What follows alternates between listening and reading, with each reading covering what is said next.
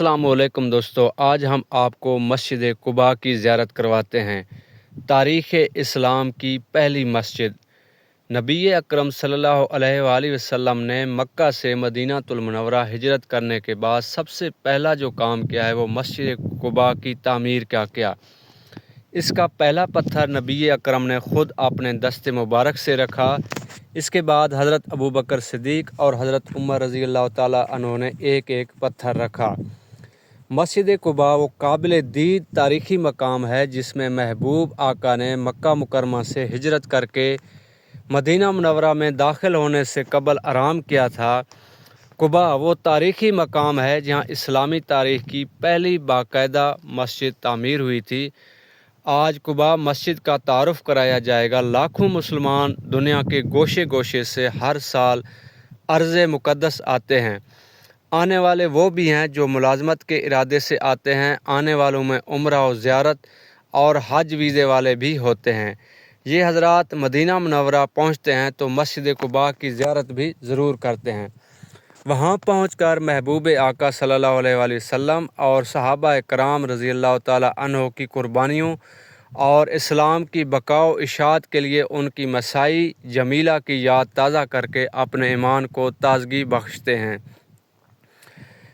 قباء میں ہوتے ہیں تو تاریخی صفحات کی ورق گردانی کرتے سوچتے ہیں کہ کس طرح صحابہ کرام رضی اللہ تعالیٰ عنہ اسلام کی اشاعت کی خاطر محبوب آقا صلی اللہ علیہ وآلہ وسلم کے لیے سینہ سپر ہو گئے تھے اور کیسی کیسی قربانیاں دے کر دین حق کا بول بالا کیا تھا۔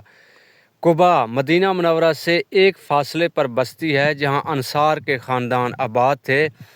وہی وہ مقام ہے جہاں آقا نامدار کی سواری پہنچنے پر مدینہ منورہ کے انصار استقبال کے لیے نکل کھڑے ہوئے تھے، جہاں اسلامی تاریخ کی پہلی مسجد تعمیر ہوئی اور جس کی شہادت قرآن پاک نے دی ہے۔ مسجد قباء مدینہ منورہ کے جنوب میں واقع ہے۔ یہ مسجد نبوی شریف سے تقریباً 3 سے 5 کلومیٹر کے فاصلے پر ہے۔ اس میں ایک کنواں ہے جو ابو ایوب انصاری رضی اللہ تعالیٰ عنہ کے نام سے مشہور ہے۔ قباء محلے میں ہونے کی وجہ سے مسجد کا بھی نام قباء رکھا گیا۔ شروع میں مسلمان بیت المقدس کی طرف رخ کر کے نماز ادا کیا کرتے تھے۔ قبلہ تبدیل ہوا تو سب خانہ کعبہ کی طرف رخ کر کے نماز ادا کرنے لگے۔ قباء کے باسیوں نے مسجد قباء کا رخ تبدیل کرنا تھا تو رسول اللہ صلی اللہ علیہ وآلہ وسلم وہاں تشریف لائے اور سب کے ساتھ مل کر قبلہ کا رخ متعین کیا اور ترمیم و اصلاح میں حصہ لیا۔ جب انصار کو پتہ چلا کہ رسول اکرم صلی اللہ علیہ وآلہ وسلم مکہ مکرمہ سے ہجرت کر چکے ہیں اور مدینہ منورہ پہنچنے والے ہیں تو انصار روزانہ صبح سویرے مدینہ منورہ سے محبوب آقا کے استقبال کے لیے قباء آ جاتے۔ دھوپ ہوتی تو واپس چلے جاتے تھے۔ رسول اکرم صلی اللہ علیہ وآلہ وسلم ربیع الاول کے مہینے میں قباء پہنچے تو بنو عمرو بن عوف میں قیام کیا۔ آرام کے بعد نبی اکرم صلی اللہ علیہ وآلہ وسلم نے سب سے پہلا کام مسجد قباء کی تعمیر کا کیا۔ یہ مسجد کلثوم بن حدم کی زمین پر قائم کی گئی۔ اس مسجد کا پہلا پتھر نبی اکرم صلی اللہ علیہ وآلہ وسلم نے خود اپنے دست مبارک سے رکھا، دست مبارک سے قبلہ رخ رکھا۔ اس کے بعد حضرت ابوبکر صدیق اور حضرت عمر رضی اللہ تعالیٰ عنہ نے ایک ایک پتھر رکھا۔ صحابہ رضی اللہ تعالیٰ عنہ نے اس کی تعمیر میں بڑھ چڑھ کر حصہ لیا اور نبی کریم خود بھی مسجد کی تعمیر کے لیے کام کرتے رہے۔ اسلام میں سب سے پہلے یہی مسجد تعمیر کی گئی جو 8 تا 11 ربیع الاول کی 1 ہجری بمطابق 3 ستمبر 632 عیسوی کے درمیان تعمیر کی گئی۔ سورہ توبہ کی آیت 108 میں اسی مسجد کا اس طرح ذکر کیا گیا ہے۔ ارشاد ربانی ہے، جو مسجد اول روز سے تقوی پر قائم کی گئی تھی وہی اس کے لیے زیادہ موزوں ہے کہ تم اس میں عبادت کے لیے کھڑے ہو۔ اس میں ایسے لوگ ہیں جو پاک رہنا پسند کرتے ہیں اور اللہ کو پاکیزگی اختیار کرنے والے ہی پسند ہیں۔ حضرت عبداللہ بن عمر رضی اللہ تعالیٰ عنہ سے روایت ہے کہ نبی کریم مسجد قباء کی زیارت کے لیے کبھی سوار اور کبھی پیدل تشریف لے جاتے اور 2 رکعت نماز پڑھتے۔ نبی کریم صلی اللہ علیہ وآلہ وسلم کا ارشاد ہے، جو شخص اپنے گھر سے وضو کر کے مسجد قباء میں 2 رکعت نماز ادا کرے تو اسے 1 عمرہ کا ثواب ملے گا۔ منافقین نے اس مسجد کے بالمقابل ایک مسجد تعمیر کی تو انہوں نے رسول اللہ کو اس میں نماز ادا کرنے کی دعوت دی۔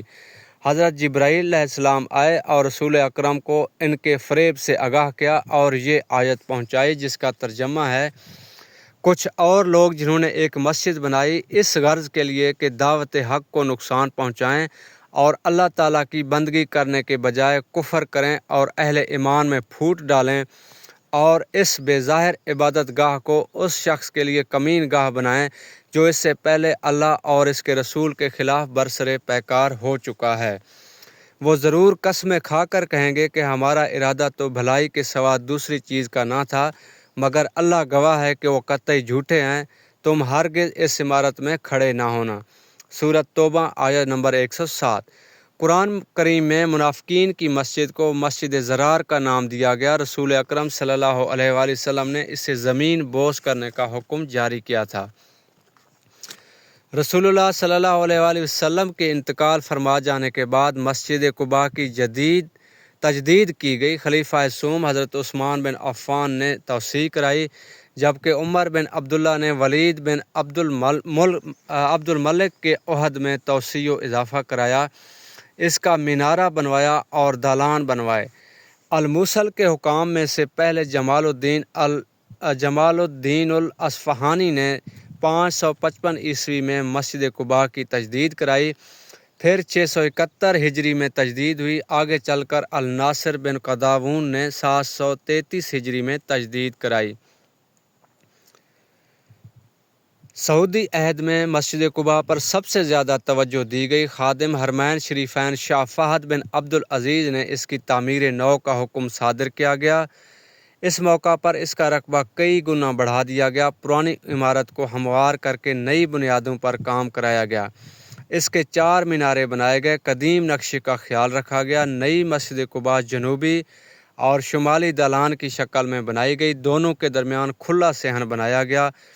دونوں دالانوں کو 2 طویل دالانوں کے ذریعے کسر قائمہ سے جوڑا گیا، اس کی چھت ایک دوسرے سے مربوط کی گئی۔ اس میں 6 بڑے گنبد ہیں، ہر ایک کا قطر 12 میٹر ہے۔ مسجد پر 56 چھوٹے گنبد ہیں، ہر ایک کا قطر 6 میٹر ہے۔ مسجد کی پوری عمارت 13,600 مربع میٹر رقبے پر پھیلی ہوئی ہے۔ مسجد کے ساتھ ایک لائبریری اور زائرین کے لیے مارکیٹنگ ایریا بھی رکھا گیا ہے۔ قباء میں میٹھے پانی کا بندوبست ہے۔ قباء کا موسم خوشگوار رہتا ہے۔ گرمی کے عالم میں اگر مسجد قباء پہنچیں گے تو آپ کو معتدل آب و ہوا کا احساس ہوگا۔ مسجد قباء دور ہی سے نظر آتی ہے، تاریخی ہونے کے علاوہ منظر کے حوالے سے بھی دیکھنے کے تعلق رکھتی ہے۔ امید کرتا ہوں آج کی ویڈیو آپ کو پسند آئی ہوگی۔ ملتے ہیں ایک اور ویڈیو میں، اپنا خیال رکھیے گا۔ اللہ حافظ۔